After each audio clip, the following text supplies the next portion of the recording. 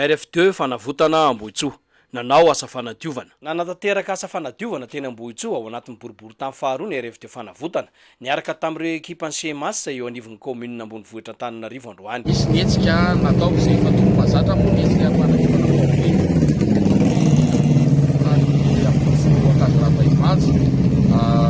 toy ny fanadiovana isaky ny sabotsy voalohany volana moa ny anay ny eto amin'ny vokotany miara-mintana ny mponina rehetrarehetra fa ny androany dia tsy mianina manokana ao anatin'ilay folo andro fanadiovana. Zanefa sistematika zany zay isaky ny sabotsy voalohany farany sistematika efa mipetraka mihitsy zay maintien de l'ordre ao anatin'ny fokotanina Ambohitsoa tsy maintsy atao.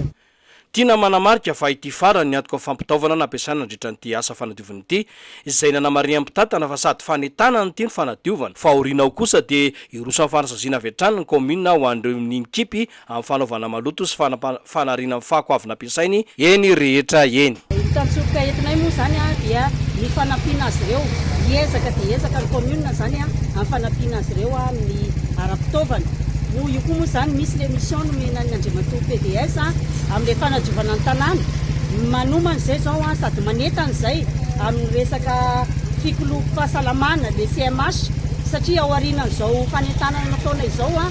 misy ny fanadiovana paobe izay iarahana amin'ny fokotany rehetrarehetra 190 fokotany amin'ny zoma zao entanina daholo zany ny olom-pirenena rehetra ny olona mpampiasa lalana rehetra ny any atokantrano any entanina amin'ny fanadiovana paobe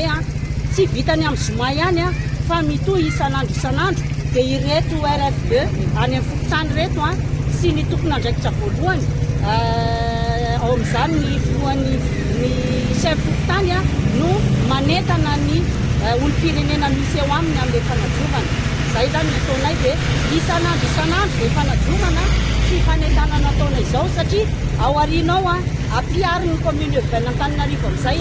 message voarakitra ao amin'ny CMH na le fitsipika fikolom-pahasalamana.